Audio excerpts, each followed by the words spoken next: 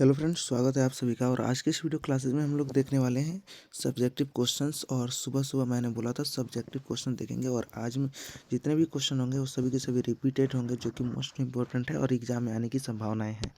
ठीक है, तो हम समय बर्बाद ना करते हुए पहले क्वेश्चन की तरफ बढ़ते हैं। उससे पहले आप सभी अगर हमारे चैनल पर नए हैं तो ज़रूर चैनल को सब्सक्राइब कर देंगे। ठीक है, ये सब्जेक्टिव क्वेश्चन में ही आपके एग्जाम में देखिएगा सभी क्वेश्चन आ जाएंगे। ठीक है, हूबहू देखने को मिलेंगे। चलिए, पहला मेरा क्वेश्चन क्या है देखते हुए चलेंगे। क्वेश्चन नंबर 1 है, देखिए फ्रेंड्स, कि 1848 ईस्वी की फ्रांसीसी क्रांति के क्या कारण थे। तो आपको आंसर लिखना है, लुई फिलिप ने गीजो को प्रधानमंत्री नियुक्त किया, जो घोर प्रतिक्रियावादी था। ठीक है, वह किसी भी तरह से वैधानिक वैधानिक सामाजिक एवं आर्थिक सुधारों के विरुद्ध था। ठीक है, लुई फिलिप ने पूंजीपति वर्ग के साथ साथ रहना पसंद किया, और उसके पास किसी पूंजीपति, यहाँ देखें, किसी तरह की क्या दिया हुआ है यहाँ पे, सुधारात्मक कार्यक्रम नहीं था। ठीक है, और उसके शासनकाल में देश के भूखमरी था। क्या था? देश में भूखमरी और बेरोजगारी व्याप्त होने के लगी थी, और इसी कारण 1848 की क्रांति हुई। बस आपको इतना ही लिखना है, इसके अलावा कुछ नहीं लिखना है। आप क्या करेंगे, चुपचाप अगर इसका पीडीएफ चाहते हैं ना, तो हमारे टेलीग्राम पे ज्वाइन हो जाना। टेलीग्राम को ज्वाइन होने के लिए क्या होगा, तो आपको अबाउट सेक्शन में जाना है चैनल के, और वहीं पर टेलीग्राम चैनल का लिंक दिया हुआ है। ठीक है, या इस चैनल, एक मैं नंबर बता रहा हूँ, इस पे आप व्हाट्सअप कर सकते हैं। ठीक है, 91 डायरेक्ट 28350496। इस पे व्हाट्सअप पे हाई लिखिए, बोलिएगा SST नोट सर जी दे दीजिए, जो क्वेश्चन लड़ने वाला है। ठीक है, हम भेज देंगे अभी। चलिए, अब क्वेश्चन नंबर 2 क्या है, गैरिबाल्डी के कार्यों को चर्चा करें।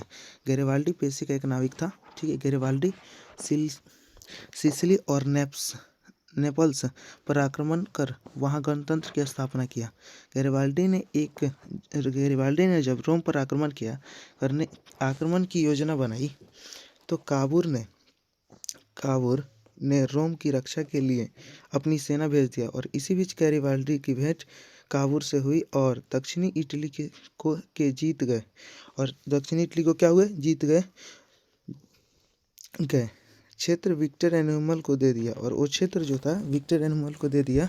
और उसके बाद इस तरह गैरिबाल्डी के सहयोग से इटली का एकीकरण संभव हो पाया। ठीक है, उम्मीद करते हैं सभी विद्यार्थियों को समझ में आया होगा। चलिए, आप लोगों को इतना ही गैरिबाल्डी के कार्यों को लिखना होगा। ठीक, नेक्स्ट क्वेश्चन की तरफ बढ़ते हैं। जर्मनी के एकीकरण के लिए बिस्मार्क की कौन सी नीति अपनाई थी। तो याद रखें, जर्मनी के एकीकरण के लिए बिस्मार्क ने रक्त और लौह की नीति अपनाई थी, और बिस्मार्क का मानना था कि वह सेना को जर्मनी के एकीकरण में संभव नहीं है, यानी सेना के जर्मनी का एकीकरण संभव नहीं है, इसीलिए डेनमार्क, ऑस्ट्रेलिया और फ्रांस के साथ युद्ध किया। ठीक है, जो कि इस क्वेश्चन का सही आंसर है। इसमें एक ऑब्जेक्टिव मिल रहा है कि बिस्मार्क ने कौन सी नीति अपनाई, तो रक्त और लौह की नीति अपनाई। ठीक है, उम्मीद करते हैं सभी विद्यार्थियों को समझ में आ रहा होगा। ठीक है, उम्मीद करते हैं सभी विद्यार्थियों को समझ में आ रहा होगा। उम्मीद करते हैं सभी विद्यार्थियों को समझ में आ रहा होगा। ठीक है, खूनी रविवार क्या है, तो याद रखेंगे 1904 ईस्वी से 5 ईस्वी में रूस और जापान में युद्ध में रूस के पराजय का कारण रूस की क्रांति हुई, जिसमें 9 जनवरी 1905 ईस्वी को लोगों का समूह रोटी तो नारों के साथ सड़क की ओर प्रदर्शन करते हुए सेंट पीटर्सबर्ग स्थित महल की ओर जा रहा था, परंतु जार की सेना ने उन निहत्थे लोगों पर गोलियां बरसाई, जिससे हजारों लोग मारे गए। और 9 जनवरी को रविवार था, इसीलिए इसे खूनी रविवार कहा जाता है। ठीक है, खूनी रविवार को और एक किस नाम से जाना जाता है, और जल्दी से कमेंट बॉक्स में बताएंगे। उम्मीद करते हैं आप सभी को पता चल गया कि कैसे। तो याद रखेंगे कब हुआ था खूनी रविवार, 9 जनवरी 1905। ठीक है, ये सभी के सभी मोस्ट इंपॉर्टेंट क्वेश्चन है। आगे क्या है, अक्टूबर क्रांति कब हुई। 7 नवंबर 1917 ईस्वी को बोल्शिविकों ने लेनिन के नेतृत्व में पेट्रोग्राड के रेलवे स्टेशन और बैंक, डाकघर, टेलीफोन केंद्र, कचहरी और अन्य सरकारी भवनों को अधिकार लिया, और करेंसी रूस छोड़कर ठीक है करेंसी की रूस छोड़कर भाग गया, और इससे रूस में अक्टूबर की क्रांति हो गई के नाम से जाना जाता है। और जो इसी कारण इसको क्या कहते हैं, अक्टूबर क्रांति। ये भी क्वेश्चन हो सकता है आपके एग्जाम में पूछा जा सके। ठीक है, सबसे इम्पोर्टेंट है सर्वहारा वर्ग। ठीक है, समाज का वैसा वर्ग जिसमें किसान, मजदूर, आम गरीब लोग शामिल होते हैं, उसे सर्वहारा वर्ग कहते हैं। एग्जाम का फेवरेट क्वेश्चन है। आ जाइए यहाँ पे, क्वेश्चन बार बार पूछा जाता है, इसको याद कर लेंगे। रूसी क्रांति के किन्हीं दो कारणों का वर्णन करें। रूसी क्रांति के निम्नलिखित कारण थे, ठीक है। ऐसे लिखना है, पहले लिखना है कि कृषकों की दयनीय स्थिति थी। रूस में किसानों की स्थिति अत्यंत दयनीय थी और उनके खेत बहुत ही छोटे थे, पर वे पुराने ढंग से खेती करते थे और उनके पास भी अभाव था, करों के बोझ से भी दबे हुए थे और ऐसे में किसानों के पास क्रांति के सिवाय कोई चारा नहीं था, इसीलिए एक रूसी क्रांति हुई, ठीक है। दूसरा कारण क्या है, मजदूरों की दयनीय स्थिति। रूस में मजदूरों की एकदम अत्यंत स्थिति क्या थी, अत्यंत दयनीय थी।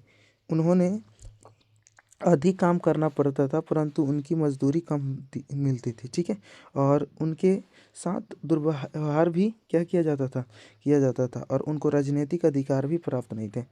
चलिए आपको इतना लिख देना और कुछ नहीं, आप करना है बाबू कि इसको पढ़िए और इसको पढ़ने के बाद ना आप पूरा कंप्लीट कीजिए, जिससे कि बता रहा हूँ, अगर इसमें से बहुत कुछ समझेंगे भी ना, अगर किसी क्वेश्चन नहीं आ रहे बनाने तो इसमें से भी लिख देंगे तो एग्ज़ाम बिहार बोर्ड है, इसमें 2 नंबर का है तो आपको 1 नंबर जरूर दे देगा, तो इसलिए इसको वीडियो को ध्यान से देखिएगा, ठीक है। अब याद रखेंगे, साम्यवाद की नई आर्थिक और सामाजिक व्यवस्था थी कैसे। साम्यवाद एक नई आर्थिक और सामाजिक व्यवस्था थी कैसे, तो याद रखेंगे, रूस में क्रांति के बाद नई सामाजिक और आर्थिक व्यवस्था की स्थापना हुई और वर्गहीन समाज की स्थापना की गई और पूंजीपति और जमींदार का उन्मूलन कर रहे थे, ठीक है। और देश की सारी संपत्ति को राष्ट्रीयकरण कर दिया और इसी प्रकार वर्गहीन और शोषणमुक्त सामाजिक आर्थिक व्यवस्था को स्थापना हुआ। और इस प्रकार हम कह सकते हैं कि रूसी क्रांति के बाद साम्यवाद की एक नई आर्थिक राजनीतिक व्यवस्था थी, ठीक है। तो इस तरीके से आपको लिख देना। चलिए उम्मीद करते हैं सभी विद्यार्थियों को समझ में आ गया होगा, ठीक है। नेक्स्ट प्रश्न की तरफ बढ़ते हैं। नेक्स्ट प्रश्न क्या है, आगे चलते हैं। आगे क्वेश्चन पूछेगा, रासायनिक हथियारों जैसे नवाब और एजेंट ऑरेंज का वर्णन करें। तो रासायनिक हथियार जो था, नापांग एक तरह का ऑर्गेनिक कंपाउंड था जो कि अग्नि और बायो में गैसोलीन के साथ, ठीक है, बगों में गैसोलीन के साथ मिलकर के ऐसे मिश्रण तैयार करता था जो कि त्वचा को चिपक जाता था और यह जलता रहता था। और इसका उपयोग अमेरिका के वियतनाम पर किया था। अमेरिका ने किस पे किया था, वियतनाम पर किया था। अगला क्या है, एजेंट ऑरेंज को समझते हैं। यह एक ऐसा जहर था जिसे पेड़ों की पत्तियों को झुलसा देती थी और पेड़ के मर जाते थे और जंगल को ख़त्म करने के लिए इसका प्रयोग किया जाता था। और इसका नाम और ऑरेंज पट्टी वाली ड्रम रखने के लिए इसका प्रयोग किया जाता है, ठीक है। ऑरेंज पट्टी वाली ड्रम रखने के लिए इसका प्रयोग किया जाता है और कारण यह है कि एजेंट ऑरेंज पड़ गया, इसी कारण इसका नाम क्या पड़ा, एजेंट ऑरेंज पड़ गया। और यहाँ पे याद रखेंगे अमेरिका इसका प्रयोग वियतनाम पर किया था, याद रखेंगे। सबसे इंपॉर्टेंट क्वेश्चन है, दांडी यात्रा का उद्देश्य क्या है। इसमें बहुत सारे ऑब्जेक्टिव मिलेंगे, आप सभी पढ़ते हुए चलेंगे साथ साथ। गांधी जी 12 मार्च 1930 ईस्वी को साबरमती आश्रम से अपना 78 अनुयायियों के साथ, कितने अनुयायियों के साथ, 78 अनुयायियों के साथ दांडी समुद्र तक का यात्रा शुरू की। और इस यात्रा के उद्देश्य था समुद्र के पानी से नमक बनाकर नमक कानून का तोड़ना, ठीक है। तो याद रखेंगे दांडी यात्रा का उद्देश्य क्या था, समुद्र के पानी से नमक बनाकर नमक को तोड़ना, ठीक है। अगला क्वेश्चन यहाँ से पूछा जा सकता है, चंपारण सत्याग्रह का संक्षिप्त वर्णन दें। तो बिहार में 3 कटिया प्रणाली व्यवस्था थी, जिसमें इस व्यवस्था में किसानों को अपना 3/20 भाग पर भूमि में नील की खेती करनी होती थी। और तब चंपारण के एक किसान थे, राजकुमार शुक्ल ने गांधी जी से आग्रह किया और चंपारण जिले में बुलाया और यह प्रणाली का विरोध करते गांधी जी ने 1917 ईस्वी में चंपारण सत्याग्रह किया, ठीक है। तो पूछा जाता है चंपारण सत्याग्रह कब किया गया, तो याद रखेंगे 1917 ईस्वी में। और गांधी जी को किसने बुलाया था, तो राजकुमार शुक्ल। बहुत सारे ऑब्जेक्टिव क्वेश्चंस इसी में से आएंगे, ठीक है। अगला है, असहयोग आंदोलन प्रथम जन आंदोलन तक कैसे। असहयोग आंदोलन महात्मा गांधी के द्वारा कब चलाया गया, 1920 ईस्वी में शुरू किया गया, ठीक है। और इस आंदोलन में छात्र, नौजवान, मजदूर, किसान, महिला, सभी वर्ग के लोग बढ़ कर भाग लिए थे, ठीक है। और इसीलिए असहयोग आंदोलन को जन आंदोलन कहा जाता है। इस प्रकार आप सभी समझ गए कि असहयोग आंदोलन को जन आंदोलन क्यों कहा जाता है। आगे बढ़ते हैं, अगला क्वेश्चन है, बिहार में किसान आंदोलन पर एक टिप्पणी लिखें। बहुत बार पूछा है। बिहार में 3 कटिया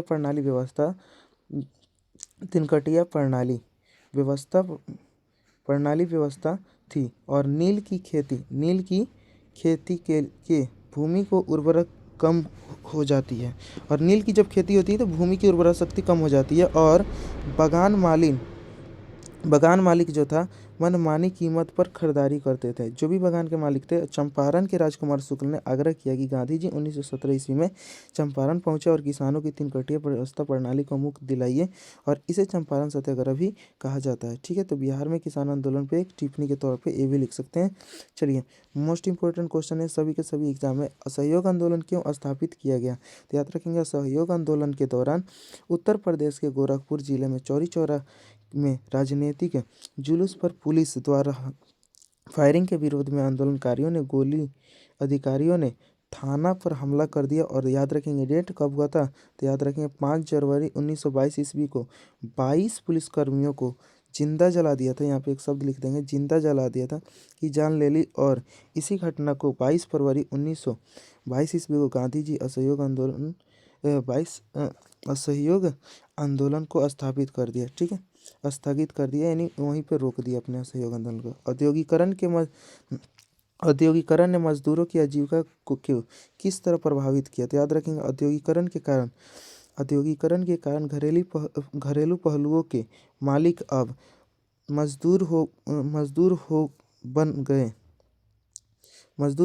और उनके आजीविका और उद्योगपतियों के द्वारा दिए गए वेतन पर निर्भर था। ठीक है, औरतों और बच्चों से 16 से 18 घंटे तक काम करवा लिया जाता था और कारखानों ने उन्हें बेरोजगार बना दिया और औद्योगिकरण ने मजदूरों की आजीविका के साधन को समाप्त कर दिया और यह दैनिक उपभोग की वस्तुओं को खरीदने की स्थिति नहीं थे। ठीक है, इतना ही आप लिख देते हैं तो आपको 2 मार्क्स दे दिए जाएंगे। ठीक है, नेक्स्ट क्वेश्चन की तरफ बढ़ते हैं। नेक्स्ट क्वेश्चन क्या है, सलम पद्धति की शुरुआत कब हुई? ठीक है, ये क्वेश्चन देखिए कितनी बार पूछा है, हो सकता है इस बार पूछ दे। औद्योगिकरण के कारण सलम पद्धति की शुरुआत हुई और औद्योगिकरण के फलस्वरूप औद्योगिकरण मजदूर वर्ग का उदय हुआ और ये मजदूर शहर में छोटे छोटे घरों में निवास करने के लिए व्यर्थ थे और जहाँ बुनियादी सुविधाएं उपलब्ध नहीं थी। तो इस क्वेश्चन का सही आंसर यही हो जाएगा। ठीक है, चलिए आगे यहाँ पे पूछ रहा है क्वेश्चन कि अगर पूछ दे कि कोयला या लौह उद्योग के औद्योगिकरण की गति प्रदान की कैसे? ठीक है, कोयला एवं लोहा दोनों औद्योगिकरण का आधार माने जाते हैं, क्योंकि कोयला को ईंधन की जरूरत को पूरा करता है और लोहा मशीनों के निर्माण के काम में करता है। कोई भी कारखाना बिना ईंधन और मशीनों को नहीं चल सकता है। ठीक है, और नहीं चल सकता है, अतः कोयला और लोहा जो होता है ना, औद्योगिकरण की गति को तीव्रता प्रदान की है। ठीक है, अगला 18 नंबर क्वेश्चन है क्या, श्रमिक वर्ग का आगमन शहर में किस परिस्थिति के अंतर्गत हुआ था? तो याद रखेंगे, श्रमिक वर्ग के अंतर्गत भूमिहीन कृषक मजदूर तथा कम भूमि वाले किसान वर्ग के लोग थे और इन्हें लोगों में जमींदारों की भूमि पर बेगारी करनी पड़ती थी। और ये जमींदार जो होते थे ना, याद रखेंगे, शोषण के शिकार होते रहते थे और इन जमींदारों के शोषण और शिकार होते रहते थे। और शहरों में कल कारखानों की स्थापना के बाद वहाँ बेहतर रोजगार का अवसर, जीवन यापन के लिए साधन सुलभ होते थे और देखकर भारी संख्या में ऐसे वर्ग के लोग का शहर में आगमन हुआ। इस क्वेश्चन का इतना ही आप लिख देते हैं, स्क्रीनशॉट ले लेंगे या पीडीएफ इसका पूरा देख लेंगे, उसके बाद पीडीएफ प्रोवाइड हो जाएगा। ठीक है, विश्व बाजार किसे कहा जाता है? वैसा बाजार जहां विश्व के सभी देशों की वस्तुएं आम लोगों तक क्या उपलब्ध है, उसे विश्व बाजार कहा जाता है। इस क्वेश्चन का सही आंसर इतना हो जाएगा। ठीक है, नेक्स्ट प्रश्न की तरफ बढ़ते हैं। आर्थिक संकट से आप क्या समझते हैं? 20 नंबर है, अर्थव्यवस्था में आने वाली वैसी स्थिति जब किसान, उद्योग और व्यापार के विकास के अवरुद्ध हो जाए, तो वस्तु और उनकी मुद्रा दोनों बाजार में कोई कीमत ना रहे, तो उसे आर्थिक संकट कहते हैं। चलिए इसके बाद हम लोग आगे 21 नंबर क्वेश्चन से नेक्स्ट वीडियो में देखेंगे। मिलते हैं दोस्तों अगले वीडियो में।